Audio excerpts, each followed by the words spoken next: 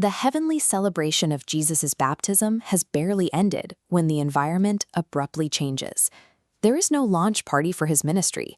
Instead, the Spirit immediately thrusts him out into a desolate wasteland. The wilderness is a highly specific theological space. Looking at these barren hills, we are seeing the exact type of terrain where the nation of Israel spent 40 years wandering, complaining, and failing their own tests. Jesus spends 40 days out here completely alone. The records indicate he ate absolutely nothing during this time.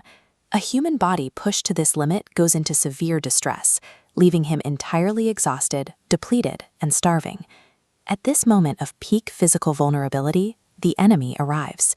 This is a direct personal encounter, a face-to-face exchange between the hungry king and the ultimate adversary. The looming question is whether this new king will succumb to the same tragic collapses of the generations before him, or if he will finally forge a path of unshakable trust. The opening move is surprisingly gentle. Satan simply looks at the starving man and suggests, "Since you are the Son of God, tell this stone to become bread." There is nothing inherently malicious about eating. The trap lies in the method.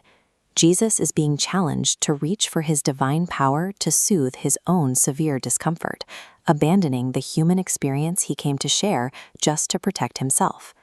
Jesus refuses. He answers by quoting Deuteronomy. Deuteronomy is the ancient record of Moses' farewell address to Israel on the edge of the Promised Land. By quoting it, Jesus proves that his Father's recently spoken word of love is entirely enough to sustain him without demanding a miracle. He makes it clear that the true kingdom will not be built by bypassing human suffering for the sake of personal comfort. The confrontation then moves to a dizzyingly high peak. Here, the enemy shows Jesus all the kingdoms of the world and offers to hand over their authority in exchange for a single act of worship. Looking over a sweeping expanse like this, the offer carries legitimate weight. Jesus came to earth specifically to claim the nations.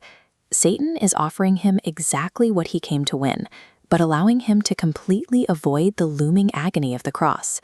Again, Jesus rejects the shortcut. He states clearly that bowing to the world's corrupt methods would destroy the very kingdom he came to build. Gaining power through compromise would only result in a change of management within the same broken system.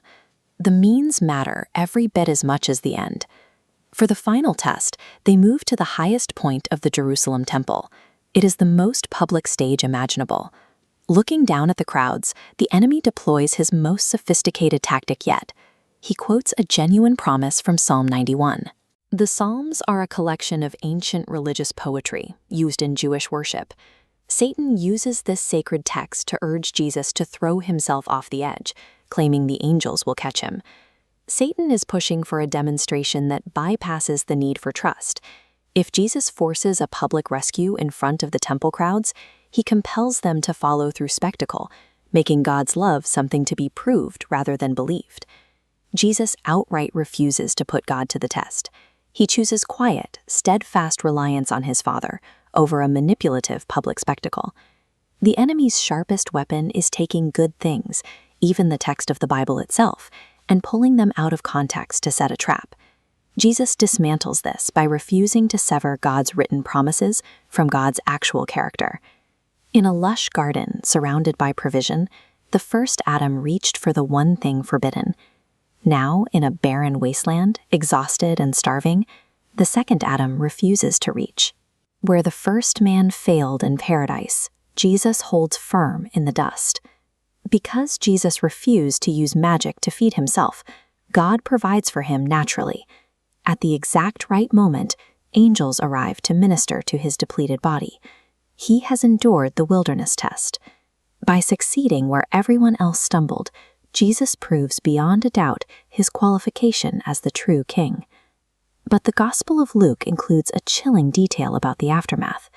The enemy doesn't die in the desert. He simply withdraws into the shadows, waiting for what the text calls an opportune time. This strategic retreat perfectly sets the stage for a much later, darker confrontation. That opportune time will arrive years later in a garden, on the night right before the crucifixion. For now, the preparation is complete. Jesus walks out of the wasteland and returns to the Galilee region, full of the Spirit's power, ready to officially begin his public mission of teaching and healing.